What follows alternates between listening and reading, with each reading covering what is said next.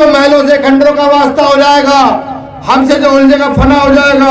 मैं आपकी समस्याओं का स्थायी समाधान चाहता हूँ। स्थायी अस्थायी समाधान तो कल कर दूं। अगर मैं भी जाकर यहाँ कलेक्टर ऑफिस में बैठ जाऊं तो मैं लिख कर देता हूँ, सुबह तक 50,000 लोग मुरैना में इकट्ठा हो जाएंगे। सुबह तक 50,000 लोग। जी साहब, आने वाली 6 मार्च को हम जिला मुख्यालय पर इकट्ठा होंगे। जिला मुख्यालय पर इकट्ठा होकर के या तो उससे पहले प्रशासन दोषियों को जेल भेजने का काम कर दे, बिल्कुल। और अगर ऐसा प्रशासन नहीं करता है तो हम जिला मुख्यालय पर इकट्ठा होकर के वही टेंट लगा करके अपने बर्तन भांडे वहीं लेकर के चलेंगे और वही रोटी बना बना खाएंगे। पूछेंगे प्रशासन में कितना दम है। और इस बेर घटना का शीर्षक जो है वो 2 मुख्य घटनाएं हैं। पहली घटना वो जिस बेटी को खींचा गया, दूसरी घटना वो कि 1.5 साल से जो बच्चे की उस बच्चे की हत्या करके गिरफ्तारियां नहीं हुई है गुर्जर समाज के बच्चे की। वे 2 शीर्षक मुख्य रहेंगे। और तमाम ये मांगे, जैसे हमारे एसडीओपी साहब है अंबा रवि भदौरिया। मैं एक बात और बता दूं पुलिस प्रशासन के लोगों को, मेरे अंदर जो खून में जो ब्लड है वो पुलिस का खून है। मेरे पिता सिपाही थे उत्तर प्रदेश पुलिस में।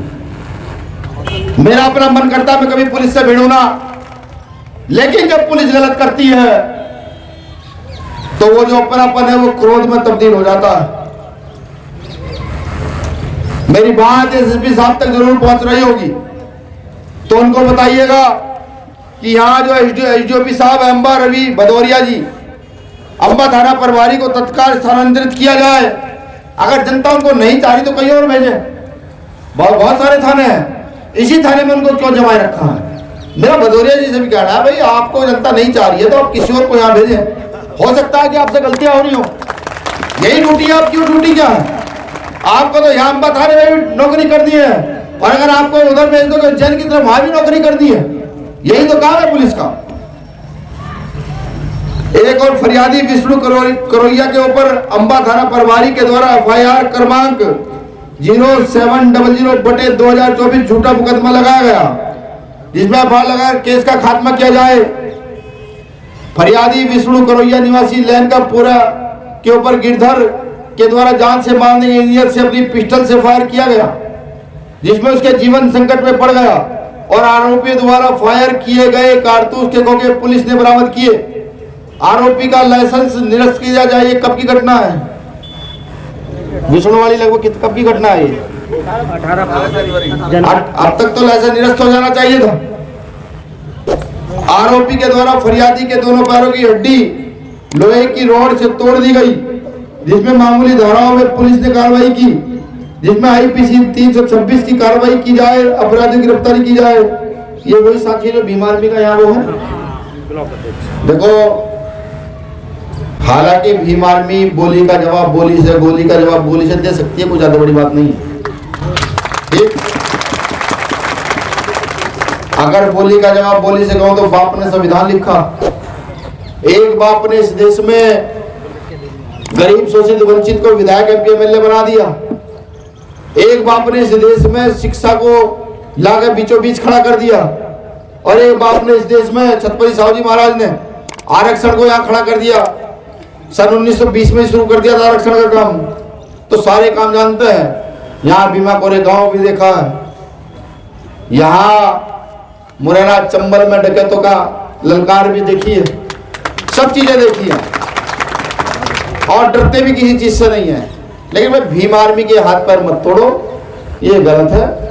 हम चाहते हैं कि ये गिरफ्तारी हो, जेल चले जाए, प्रशासन ने संविधान दायरे में जेल भेज दे, वरना कहीं किसी दिन हम मन में बड़ पड़ा के हड्डी वड्डी तोड़ लें तो मुझे लगता है कि जितने लोग अन्याय करने वाले हैं उतना मांस तो सुबह नाश्ते में खा लेते हैं। ठीक है सर, भाई एक समय होता मरे हुए जानवरों का मांस घरवाली हमारी माँ बहनें जो ना काट कर लाती थी, सुखाती थी, महीना भर खाते थे। आप तो खैर इसमें दाल नमक हल्दी मिर्च सब कुछ मिला देते हैं, तो ऐसा ना करें भाई, ये गलत है। फरियादी विष्णु को हाँ ये मेन चीज है। ये मेन चीज तो मैंने ये कहा मानने दली, ये तो आप मध्य प्रदेश में ड्राइव चलाइए पूरी बड़े पैमाने पर आंदोलन कि जिस दलित पिछड़े के साथ अन्याय होगा उसके घर पहले उसके 2 लोगों को सशस्त्र लाइसेंस दिया जाएगा, बाद में सारी चीजें होंगी। एफआईआर भी बाद में होगी, पहले 2 लोगों को सशस्त्र लाइसेंस, और नहीं दिया जाएगा तो मध्य प्रदेश में सरकार चलेगी नहीं, किसी का लाइसेंस मत होने दीजिए। बिल्कुल मैं आपकी समस्याओं का स्थायी समाधान चाहता हूँ, स्थायी।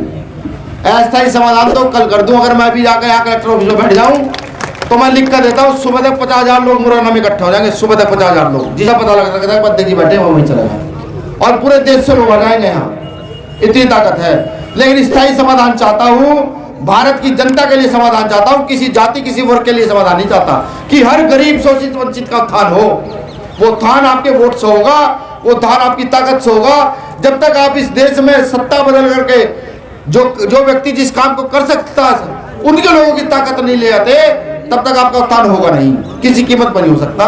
कोई आके झूठ बोले, दबान बोले, अच्छा भाषण दे, उसका कोई लाभ है नहीं, बिल्कुल नहीं है। प्रशासन के लोग भी यहाँ, मैं उनसे भी कहता हूँ कि आपको भी अगर अपने बच्चों के भविष्य की चिंता है कि आने वाले समय में आपके बच्चों का भविष्य है कि एक सिपाही का बेटा एसएसपी बन जाए, एक बाबू का बेटा कलेक्टर बन जाए, इस भविष्य की चिंता है, तो आपको भी एक ना एक दिन हम लोगों के साथ समर्थन देकर के खड़ा होना पड़ेगा। कहने के नहीं, वो लोग आए थे, पढ़े लिखे लोग थे, पढ़ी लिखी भाषा में बात करते थे और ये कहते थे कि हम वाकई तख्ता पलट कर देंगे। शुक्रिया, जय भीम, जय भारत।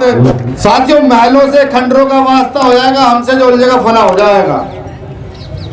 साथियों, महलों से खंडरों का वास्ता हो जाएगा, हमसे जो उलझेगा फना हो जाएगा।